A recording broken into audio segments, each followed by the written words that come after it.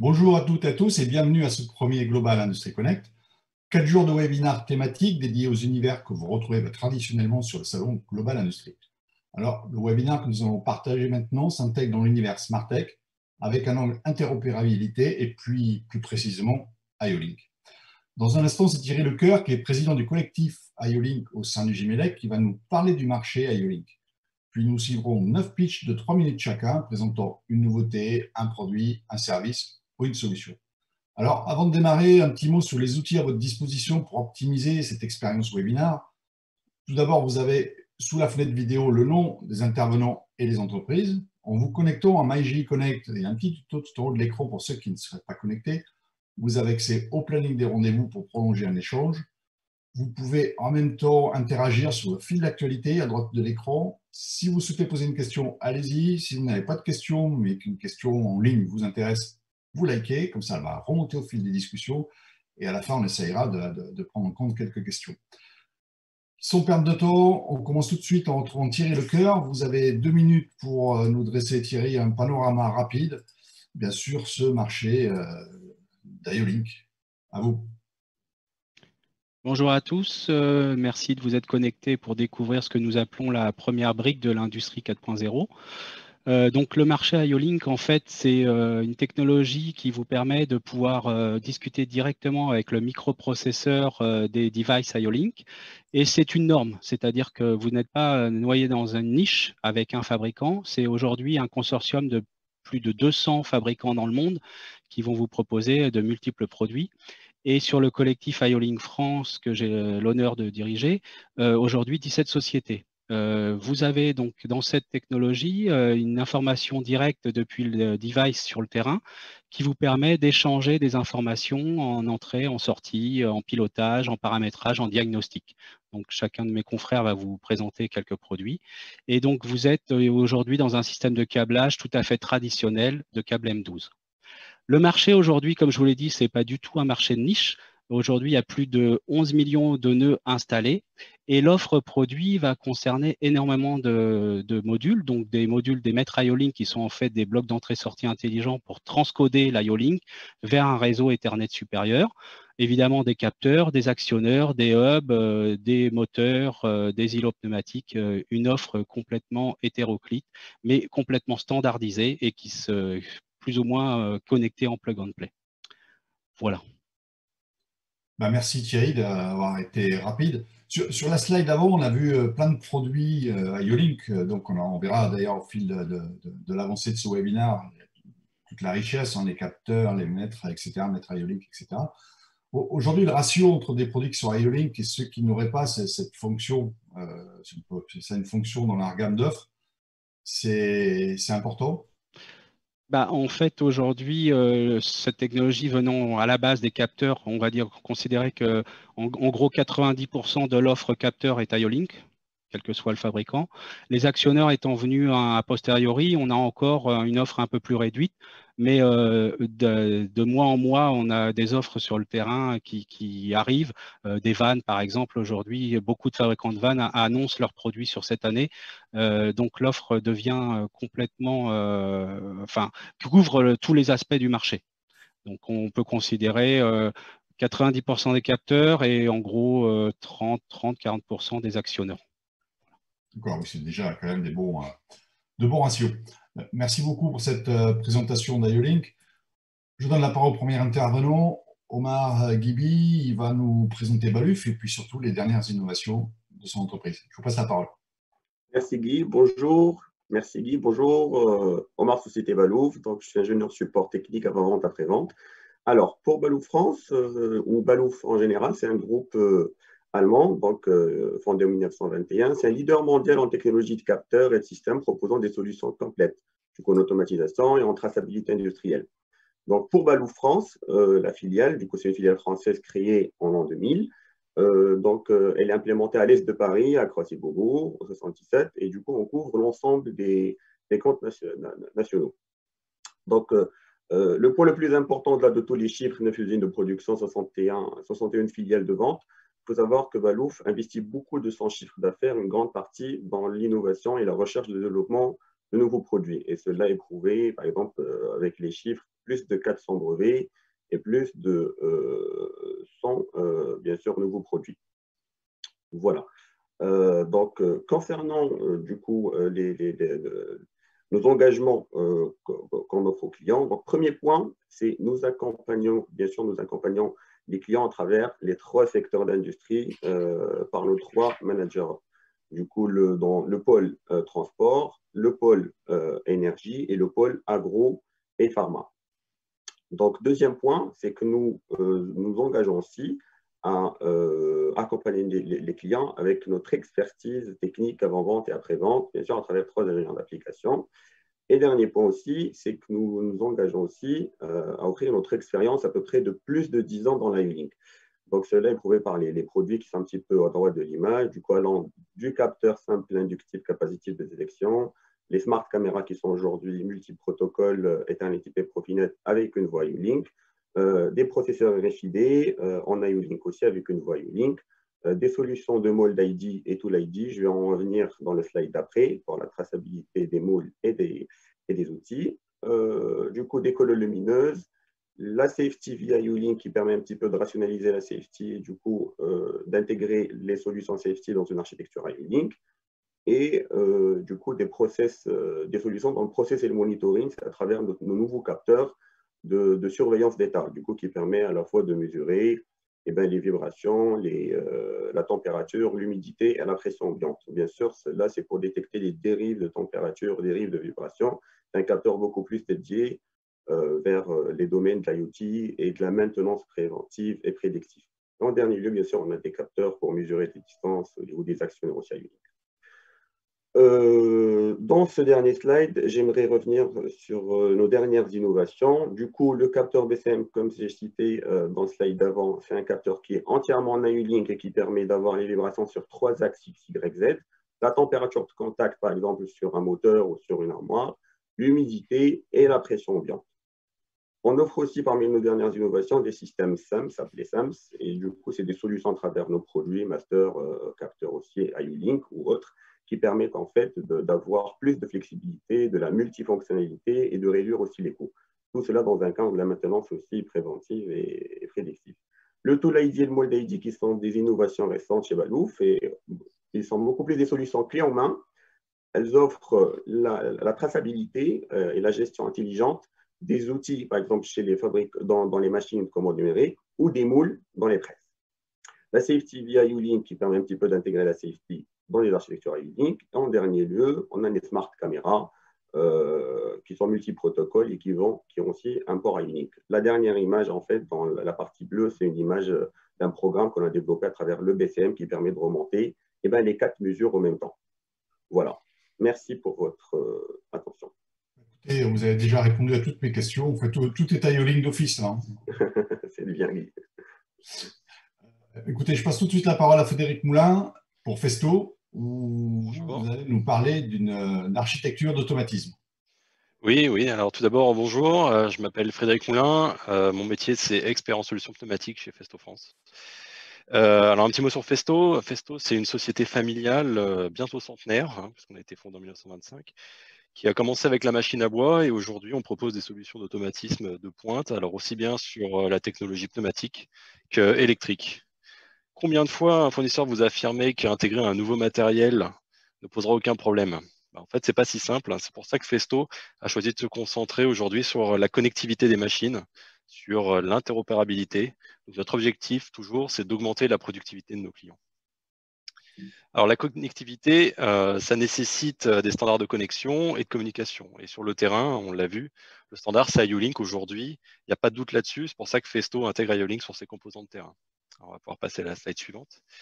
Donc, qu'est-ce que c'est IoLink chez Festo? C'est d'abord tous les mouvements pneumatiques avec des îlots de distribution, des venturis pour gérer les niveaux de vide et économiser de l'air avec le venturi, des vannes proportionnelles pour contrôler la pression dans les circuits pneumatiques, et enfin des capteurs de position pour mesurer précisément la position des vérins. On travaille aussi l'air comprimé, donc forcément on va avoir besoin de capteurs pour mesurer l'air comprimé, d'abord sa pression et son débit. Aujourd'hui, ces capteurs chez Festo intègrent tous IoLink. C'est pas tout. Chez Festo, on travaille aussi avec des mouvements électriques. Donc, on propose des solutions pour gérer les mouvements électriques avec, par exemple, des petits moteurs, des contrôleurs de moteurs pas à pas qui sont directement IO-Link. Et enfin, notre dernière génération de vérins électriques qu'on voit ici, qui s'appelle SMS, en fait, c'est un système aussi simple qu'un vérin pneumatique avec 2 positions. Et par contre, via IO-Link, on va pouvoir contrôler sa vitesse et son effort.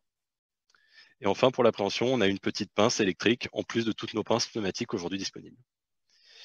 Alors, maintenant, pour arriver à ce qu'on propose aujourd'hui, ça va être lié à grosses architectures. Les grosses architectures vont avoir besoin de beaucoup de ports IO-Link. Aujourd'hui, on propose un nouveau système d'entrée-sortie qui va intégrer de nombreux ports IO-Link décentralisés. Il faut imaginer, en gros, on est capable de faire comme un mètre IO-Link avec plusieurs centaines de ports IO-Link. En fait, les ports IO-Link vont être regroupés par des petits modules de casque qu'on va pouvoir installer partout sur la machine, au plus proche des actionneurs et des capteurs. Et on va relier tout ça avec un câble et on va venir se brancher à un réseau Ethernet supérieur, type Profinet, Ethercat, Ethernet IP, donc vraiment tous les réseaux Ethernet d'un niveau supérieur. Autre point, sur certains composants simples, tels les capteurs tout ou rien, les entrées-sorties et les terminaux pneumatiques, on va pouvoir se brancher directement sans avoir à passer par un mètre IO-Link. Donc, on va vraiment utiliser IO-Link au mieux pour les produits intelligents, donc les capteurs, les actionneurs, les systèmes électriques, les systèmes de positionnement, les systèmes de régulation de pression. Et là, on bénéficie au maximum d'IO-Link sur ce système-là. Voilà. Donc, merci à tous. Oui, je vous remercie. Les clients, ils vous demandent IO-Link ou alors c'est… De plus en plus maintenant. Vous livrez votre produit, c'est dedans et ils ne posent même plus la question? Alors avant, on intégrait IO-Link d'office, mais on n'était pas consulté pour ça. Maintenant, il y a beaucoup de clients qui ont entendu parler, qui sont intéressés. Et du coup, ils viennent nous voir pour nous dire on veut des solutions IO-Link, on veut des ports IO-Link pour venir connecter nos systèmes de capteurs intelligents, de systèmes paramétrables, tout ça. Donc, on est consulté pour ça maintenant. Oui, vous n'avez pas le choix. Si vous ne l'avez pas, vous ne vendez pas, quoi. Exactement, il faut l'offrir. D'accord, merci beaucoup. Merci. Thierry Lecœur, je reviens vers vous. Cette fois, vous allez nous parler d'IFM électronique. Je vous passe la parole. Donc la société IFM électronique a aujourd'hui plus de 50 ans d'existence et donc c'est une société allemande avec une soixantaine de filiales dans le monde et basiquement nous sommes fabricants de capteurs. Donc aujourd'hui la technologie est complètement éprouvée en IO-Link puisqu'on intègre IO-Link dans nos capteurs depuis une quinzaine d'années. Mais en fait, petit à petit, nous avons complètement développé notre écosystème que l'on va voir dans le slide suivant. Donc l'écosystème IO-Link, en fait, chez IFM, c'est évidemment la base donc des capteurs. 90% de notre offre est IO-Link et tous les jours, nous développons les nouveaux produits sous le format IO-Link. Donc pour avoir donc cette communication série avec un maximum de bénéfices dans la communication série. Mais un mètre IO-Link a aussi la capacité de pouvoir intégrer des entrées-sorties TOR, des petits modules de conversion et des devices, donc des actuateurs, pour pouvoir avoir une multitude de fonctionnalités sur un réseau Ethernet grâce à ce bloc d'entrée-sortie intelligent. Nous sommes aussi les seuls sur le marché à proposer un port IoT cybersécurisé dédié à la remontée d'informations sur une notation JSON. La notation JSON est intégrée dans la norme IO-Link, mais aujourd'hui, nous avons décidé de fabriquer ce produit pour avoir 2 tuyaux bien différenciants entre le temps réel et la remontée de données. Et puis donc là, je suis ici aujourd'hui pour vous présenter notre nouvelle gamme de blocs d'entrée-sortie digital, donc que l'on va voir dans le slide suivant. Donc là, nous avons mis en œuvre cette année une gamme complète de blocs d'entrée-sortie paramétrables. C'est-à-dire que l'idée, c'est d'avoir à la fois une intelligence IO-Link, telle que vous l'avez en haut à gauche, avec des capteurs intelligents ou des systèmes tels que la RFID, par exemple, où on exploite complètement la communication IO-Link. Mais sur les process, en fait, on a aussi de multiples capteurs d'entrée-sortie en fonction des besoins qui n'ont pas forcément besoin d'intelligence, des capteurs de fin de course. Donc, nous avons développé cette gamme complète sur un seul boîtier qui vous permet de pouvoir gérer des entrées, des sorties et de l'analogique. Donc, cette gamme se décompose en 2 niveaux de puissance. Soit on est alimenté directement à travers un port A ou port B avec un seul câble et avec différents niveaux de puissance, soit on vient réinjecter un câble d'alimentation sur le module d'entrée-sortie pour pouvoir avoir des puissances importantes. Donc, un seul module complètement universel avec la capacité d'être raccordé simplement sur un câble ou avec une alim supplémentaire. Donc, vous êtes complètement flex dans l'installation de l'IO-Link avec des modules d'entrée-sortie paramétrables. Voilà l'offre d'IFM. D'accord, écoutez, je vous remercie. On a vu tout à l'heure une chaîne un peu IO-Link. Est-ce que ça veut dire que c'est quelque chose qu'il ne faut pas rompre? Est-ce que c'est une des problématiques? Alors, en fait, l'IO-Link... On va avoir vraiment tout qu'il soit. L'IO-Link, en fait, n'est pas un réseau. L'IO-Link, c'est une communication série entre un device et un port. Donc, soit un device d'entrée, un capteur, soit un actuateur, mais ce n'est pas un réseau. C'est-à-dire que vous aurez toujours une liaison point à point. Donc, ce n'est pas vraiment une chaîne, c'est une concentration de ports IO-Link. Ça peut être IP20, IP67, IP69K selon les offres et les cas d'utilisation, mais ce n'est pas un réseau. Le réseau, en fait, va être à un niveau supérieur selon les protocoles Ethernet que le client aura choisi pour pouvoir envoyer la donnée dans l'automate, dans les bases de données, dans les logiciels MES. Mais le dernier mètre, c'est une liaison point à point. Bien ce que je voulais préciser. Donc, en fait, lorsqu'on a un réseau, on n'est pas obligé d'avoir tous les composants qui sont IO-Link. Non, bien sûr que non. Ceux dont on a besoin et dont on va utiliser le potentiel. Le seul avantage, c'est qu'on ne perd pas la communication numérique jusqu'au dernier mètre. Et donc là, on offre le diagnostic, le paramétrage, des choses qui sont inaccessibles avec un produit traditionnel. Merci beaucoup. Sébastien Tréhaut, je vous passe la parole. Vous, c'est Leuz que vous représentez. Et vous avez accès à la présentation sur la présentation d'un nouveau capteur. Oui, bonjour. Déjà pour démarrer, donc la société Leuz Électronique, donc une société allemande familiale, donc qui a à peu près 50 ans d'expérience, qu'on était pionnier au niveau capteur. Donc c'est plusieurs compagnies dans le monde, hein, 40 sites. Et 5 sites de production dans le monde. Donc, en gros, un site sur l'Asie, 2 en Allemagne et 1 sur la partie Amérique du Nord et Amérique du Sud. Donc, Leuz Électronique, au niveau de l'IO-Link, ça fait maintenant une dizaine d'années que l'IO-Link est intégré à nos capteurs. Et toutes nos nouvelles générations de capteurs sont maintenant nativement équipées de cette technologie-là. Donc c'est pour ça que vous allez pouvoir voir la dernière génération de notre capteur. Oui, allez-y. Donc là, le DRT25, c'est le tout dernier né, un produit assez innovant qui date là de juin, donc qui vient vraiment de sortir. Donc l'idée, c'est que là, vous avez un produit dédié au monde de l'emballage, de l'agroalimentaire.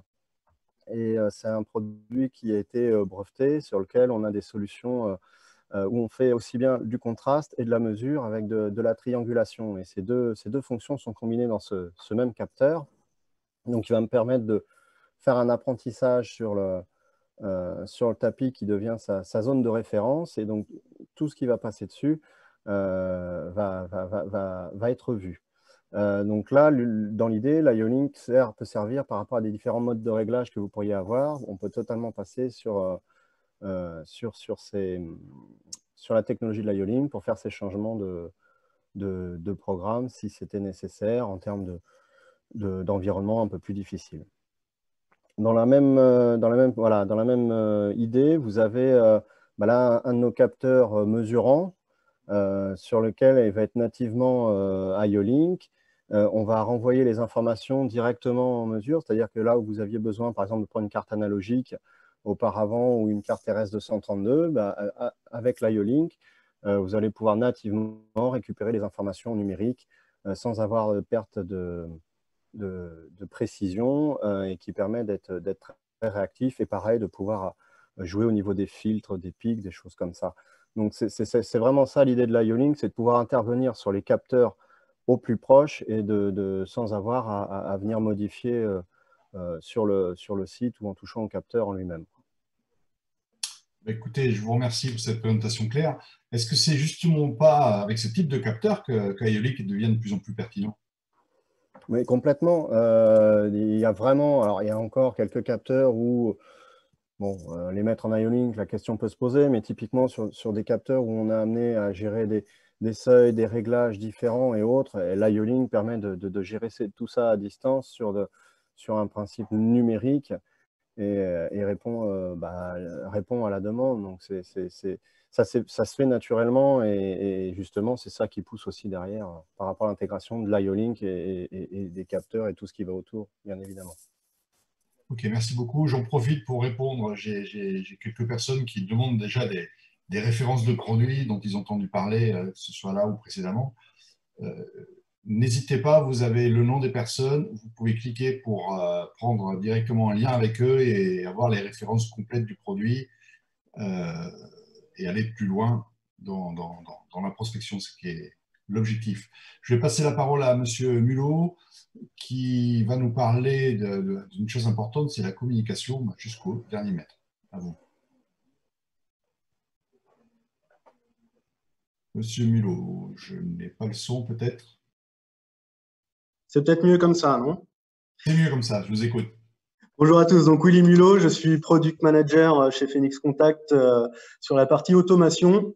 Donc Phoenix Contact, qui est une société fondée en 1923 en Allemagne, dont le siège français auquel j'appartiens se situe à Emerainville dans le 77. Donc Phoenix Contact, historiquement, a orienté ses activités sur les systèmes de connectique industrielle et a évolué au fil du temps vers l'automatisme, les réseaux, récemment la cybersécurité et la mobilité électrique. Et les marchés que l'on adresse aujourd'hui sont l'énergie, le process, l'infrastructure et l'automobile. Donc, on peut passer au slide suivant, si vous le souhaitez. L'intérêt de l'Iolink pour Phoenix Contact, qui n'est pas fabricant ni de capteurs ni d'actionneurs, c'est de se rapprocher au plus près de la machine pour agréger la data, la transmettre et la traiter. Donc, on utilise, nous, l'Iolink sur la partie hub, tout ce qui est maître et également petit switch de safety. Donc, on intègre un petit peu de safety. Et l'intérêt pour Phoenix Contact d'utiliser la technologie Iolink, c'est d'accompagner les clients sur la transmission de data dans un monde où on récupère de plus en plus d'informations au plus près de nos machines. C'est de traiter cette information et de la mettre à disposition au niveau de la supervision pour surveiller le process d'un côté et d'un côté IT, justement dans l'optique d'une usine un peu connectée, ce qu'on appelle aujourd'hui l'usine 4.0, pour mettre à disposition la data. On peut passer au suivant. Le portfolio de Phoenix Contact aujourd'hui sur la partie Iolink, donc comme je le disais, se compose essentiellement de maîtres et d'entrées-sorties sécurisées ou non normalisées. On a une gamme de convertisseurs analogiques également qui nous permettent de remonter toutes ces infos, ces datas, du relais de sécurité, du démarreur de moteur également, donc, qui peut être piloté via Iolink, et toute la partie alimentation disjoncteur également, où on peut faire du relevé d'informations directement via l'Iolink sur les systèmes d'alimentation et les disjoncteurs. Donc, ce qui nous permet de faire des diagnostics au plus près de la machine. C'est pourquoi on a choisi comme titre la communication jusqu'au dernier mètre. Et donc, à vous écouter, vous montez l'information Iolink jusque dans le cloud, c'est ça, hein? Exactement. Donc, nous, l'idée, c'est vraiment de partir du capteur ou de l'actionneur qui n'est pas de notre fourniture pour accompagner justement cette data qui se situe au niveau terrain pour la remonter, si besoin, au niveau le plus haut, qui est la couche cloud, avec entre les deux, si on a besoin, sur la supervision ou au niveau IT pour faire du traitement, dans l'idée du edge. Ben, je vous remercie. On va aborder la mise en réseau compatible avec l'industrie 4.0. C'est Jean-François Rosier qui va nous présenter ça. Et bonjour et merci à vous de participer à ce webinaire où je vais prendre 3 minutes pour vous parler de la mise en réseau des générateurs de vide à effet Venturi dans le cadre de l'industrie 4.0. Donc, je suis Jean-François Rosier, directeur des ventes de Schmalz en France et qui est spécialiste de l'automatisation par le vide. En quelques mots, Schmalz est un groupe international et familial, leader sur le marché de l'automatisation par le vide et des systèmes de manipulation ergonomique. Nous sommes plus de 1500 collaborateurs dans le monde et que ce soit directement par le biais de nos filiales, 19, ou par nos 60 partenaires, nous assurons la promotion de nos technologies et solutions. Notre politique est orientée vers le client, une production d'une qualité irréprochable avec un service d'accompagnement tout au long de votre projet. Nos développements s'appuient sur un programme d'investissement égal à 9% du chiffre d'affaires du groupe, ce qui nous a permis jusqu'à présent de déposer près de 580 brevets industriels.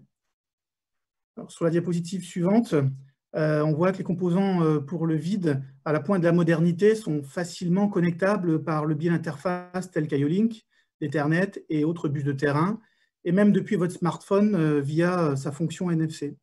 Cette connectivité vous offre ainsi en un, une mise en service rapide, car chaque composant peut être paramétré à distance et en série via le réseau. En deux, des performances maximales de votre outil de production, car des données relatives au process sont récupérées via le réseau, telles que la consommation d'énergie, les temps de cycle et autres. Toutes ces données sont récupérables où que vous soyez dans le réseau. Et en trois, un maintien opérationnel du composant connecté au réseau, car les valeurs de chaque cycle peuvent être collectées via ce réseau pour vous aider à programmer des opérations de maintenance, telles qu'un nettoyage de la buse du générateur de vide à effet Venturi, ou simplement le remplacement d'une ventouse. On peut passer, voilà. Donc, notre terminal compact SCTSI, IO-Link, est la réponse parfaite aux industriels qui souhaitent connecter leurs outils de production. En fait, c'est un îlot compact de plusieurs générateurs de vide permettant une manipulation simultanée et indépendante de différentes pièces à l'aide d'un seul système de vide connecté au réseau et seulement par un câble. Il est compact car une seule alimentation pneumatique et électrique est requise et il est miniaturisé au maximum pour être embarqué sur un robot, par exemple. En deux, il est également modulaire parce qu'il est configurable à souhait en fonction du type de générateur, de la taille du générateur, des options que nous souhaitons et surtout du nombre d'éjecteurs en rapport à l'application du client. En trois, il est connecté au réseau via le protocole du bus ou via IO-Link ou via votre smartphone toujours.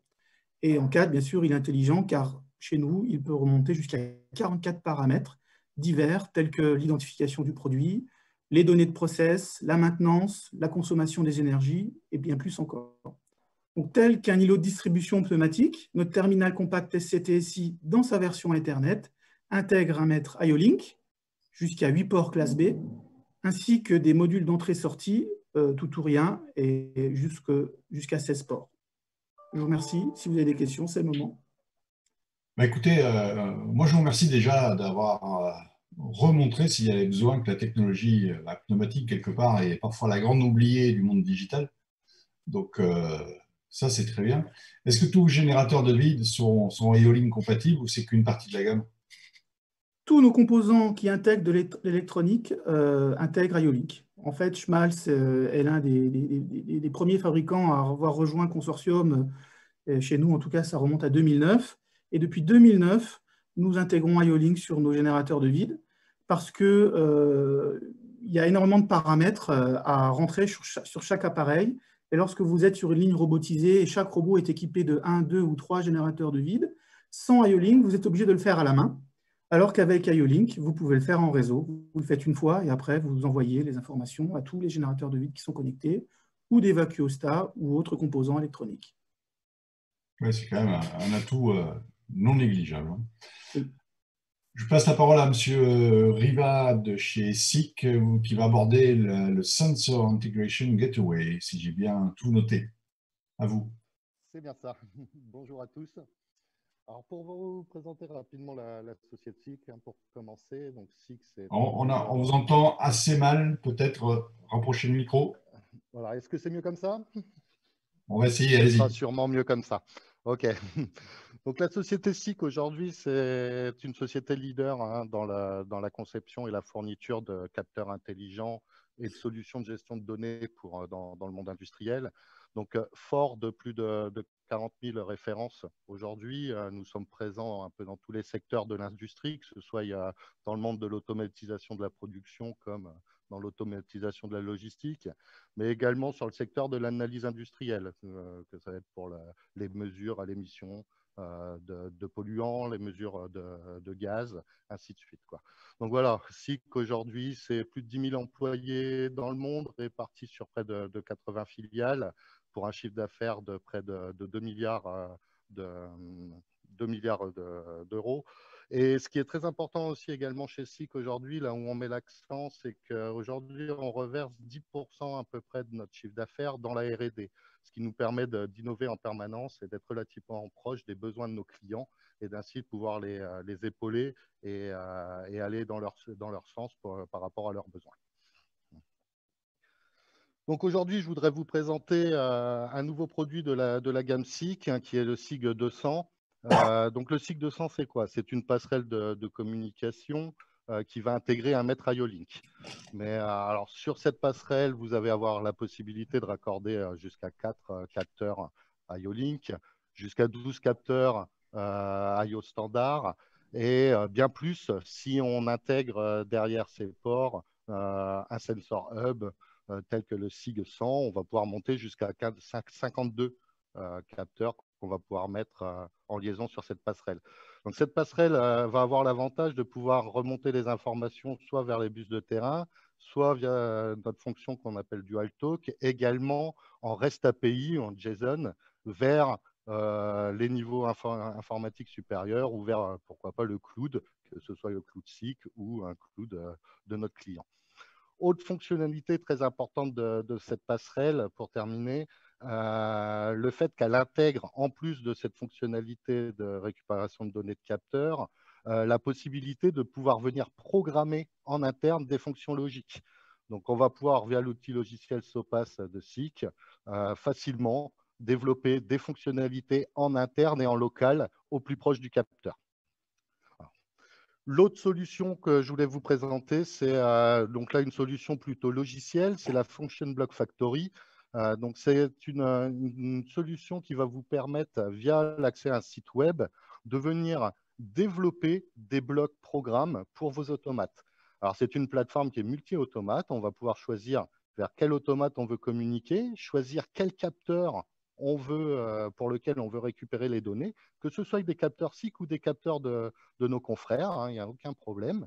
On va pouvoir choisir l'ensemble des données IO-Link que l'on veut récupérer pour être au plus proche de notre besoin, et cette solution logicielle va pouvoir générer automatiquement le bloc de programmation qu'on va pouvoir intégrer derrière dans notre automate. Donc, vous pouvez vous en douter, un gros gain de temps en termes de développement, en termes de prévention d'erreurs, une aide à la mise en service indéniable et du coup, un grand intérêt pour nos clients.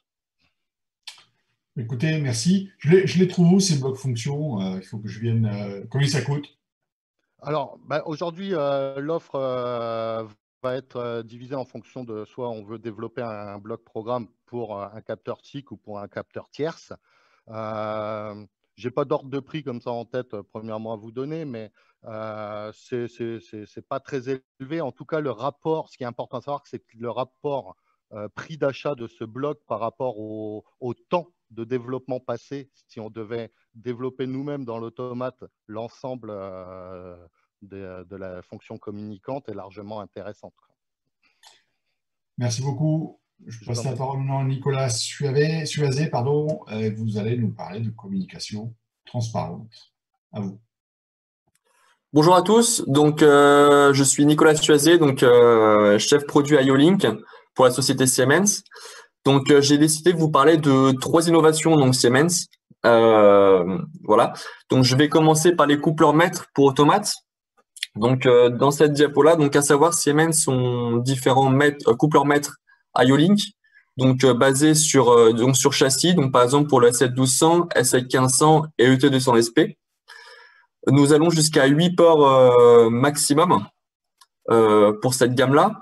Et nous avons également des coupleurs mètres IO-Link qui sont donc déportés, comme vous avez ici en bas. Donc, par exemple, pour le T200 EcoPN,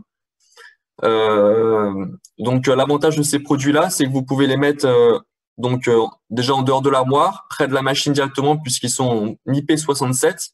et vous pouvez ainsi les connecter les uns aux autres, par exemple en Profinet, pour après ainsi avoir 8 ports IO-Link d'un côté, 8 ports IO-Link de l'autre côté. Sur ces produits-là, on va avoir donc des ports classe A, des ports classe B, donc pour la connexion d'actionneurs, donc ceux qui ont besoin de plus d'énergie. Et vous avez aussi en plus 4 DI qui sont directement dessus. On a également donc un appareil de surveillance de température, donc c'est le successeur de la gamme 3RS1. Donc là, on va passer sur la gamme 3RS26.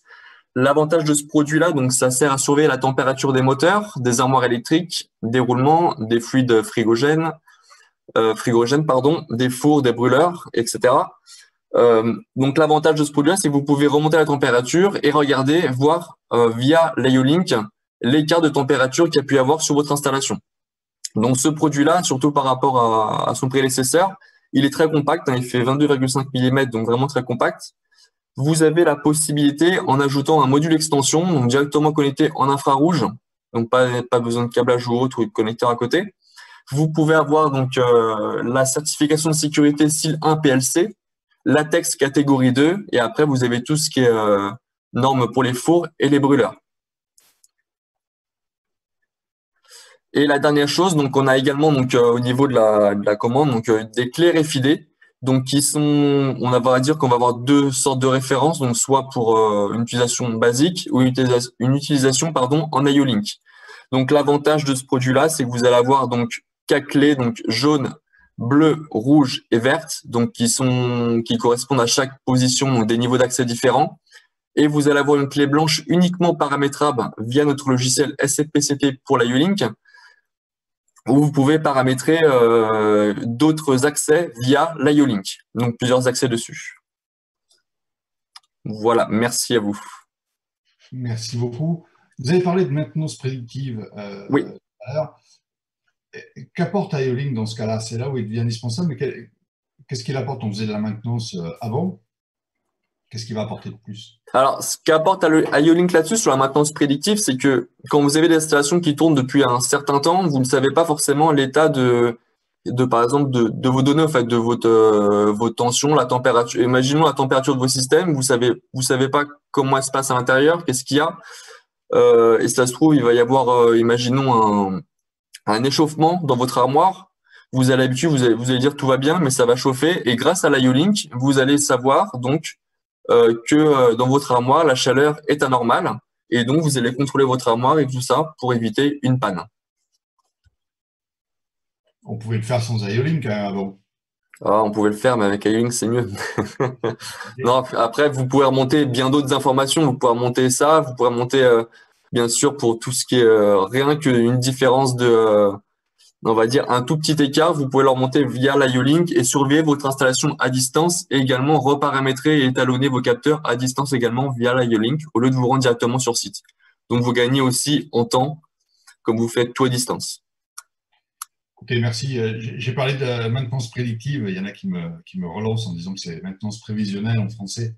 Mais bon, on se comprend tous. On se comprend.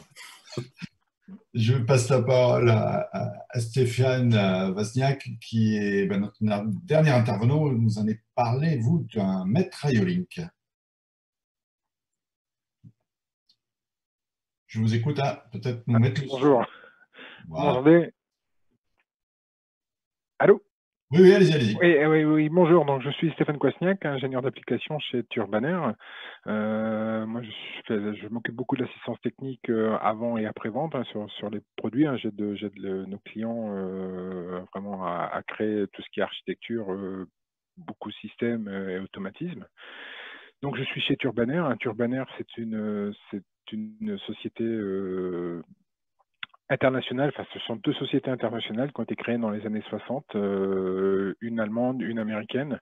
C'est 2 groupes séparés, hein, avec chacun leur propre département R&D. Ce sont 2 acteurs mondiaux importants sur l'automatisme. Hein. On voit, on est quand même sur 1 milliard de chiffre d'affaires et 6 000 employés au monde au sein des 2 groupes.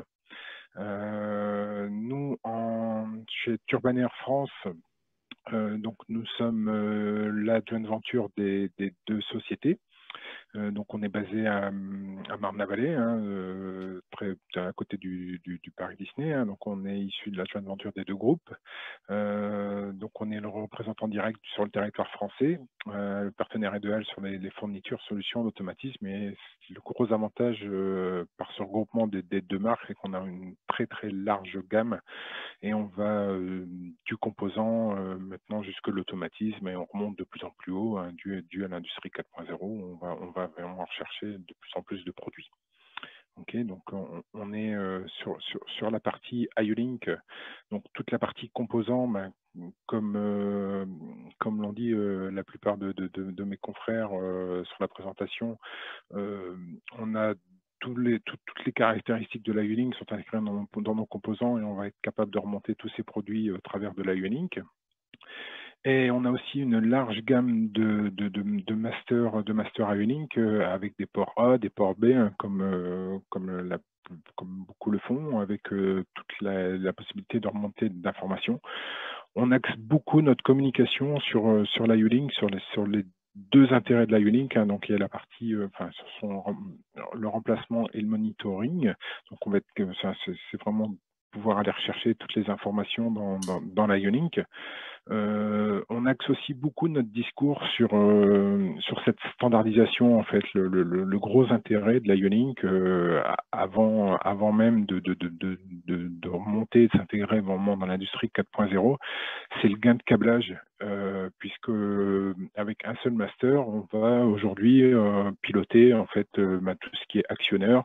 On va à la fois remonter toutes les informations dites complexes des capteurs complets, hein, c'est là où on mettait avant beaucoup d'analogiques, mais maintenant on va être 100% sur du composant IO-Link, et aussi on a la possibilité au travers de répartiteurs IO-Link de remonter du tout ou rien.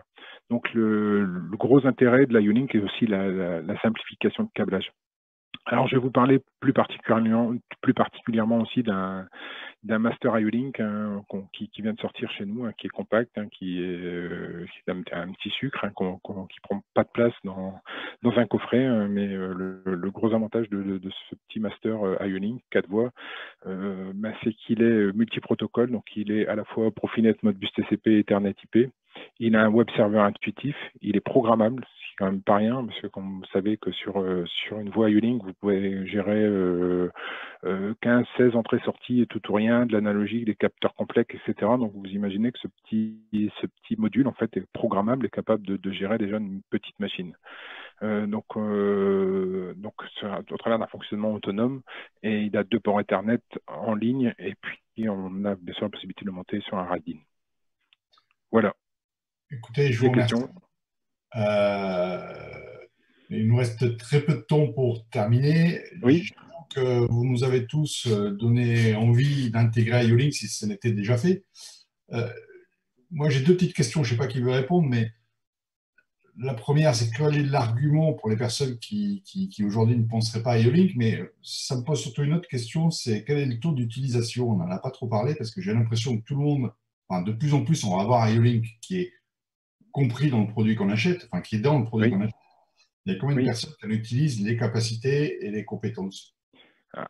Alors, je pense que c'est vraiment en train de monter en puissance, et les gens en mettent de plus en plus la IO-Link vraiment pour avoir toutes ces fonctionnalités. Et comme je le disais, en fait, on a d'abord un gain de câblage, de standardisation, et après, en fait, c'est la porte ouverte à toutes ces fonctionnalités que nous apporte l'IO-Link. Et en fait, ce qui est génial dans l'IO-Link, c'est que en fait, en intégrant quelque chose qui est à la base simple, vous avez la possibilité derrière d'étendre toutes vos fonctionnalités et de vous intégrer en fait dans l'industrie 4.0. C'est-à-dire que vous intégrez l'IO-Link parce que ça vous intéresse d'un point de vue câblage, standardisation, et vous n'êtes pas sur quelque chose de compliqué. Et puis au fur et à mesure, vous découvrez en fait toutes les facettes de l'IO-Link. Et l'avantage en fait, c'est que vous avez d'abord gagné de l'argent et en plus vous ouvrez la porte à toutes les fonctionnalités du futur. Et c'est ça, je pense, le gros avantage de l'IO-Link. Est-ce qu'il y a quelqu'un d'autre, je ne sais pas, Thierry Lecœur ou autre, qui veulent là-dessus? Alors en fait, je Je rejoins Stéphane. Il y a toujours, comme on change de paradigme, il y a une mise de fonds initiale qui est un petit peu plus importante parce que la partie automatisme qui maîtrise très bien un Tor ou un 420 milli va se trouver confronté à avoir un investissement initial un petit peu plus conséquent puisqu'il faut changer un petit peu le mode de fonctionnement pour récupérer les infos.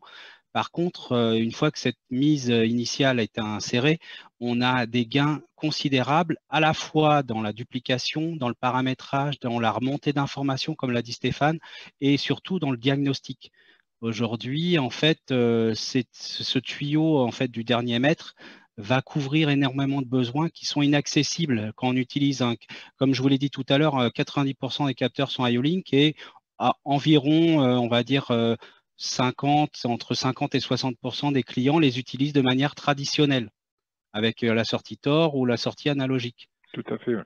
Alors que à partir du moment où on ouvre le tuyau, on a toujours les mêmes capteurs, c'est-à-dire qu'il n'y a aucun surcoût. Et par contre, on ouvre des chakras qui n'existent pas. Un paramétrage, comme l'a dit Nicolas, un paramétrage à distance, comme l'a dit Stéphane, une remontée d'informations à la fois dans l'automatisme, mais aussi dans des tuyaux annexes, puisque le JSON est intégré dans tous les produits. Donc, ça veut dire que n'importe qui peut, par exemple, envoyer un totalisateur d'air de manière journalière, complètement décorrélé de l'automatisme. Et donc là, on fait un calcul de ROI, on fait des détections de fuite d'air, et on a des ROI qui sont très, très attractifs et très rapides surtout. Donc, on a une mise de fonds importante pour la première utilisation dans la partie intelligence logicielle, ça c'est clair, parce que c'est une autre manière de fonctionner. Mais par contre, on ouvre vraiment des caractéristiques qui sont inaccessibles. Un simple inductif, par exemple, va vous offrir de la maintenance alors que le 0 et le 1, tout le monde sait le gérer. Un inductif...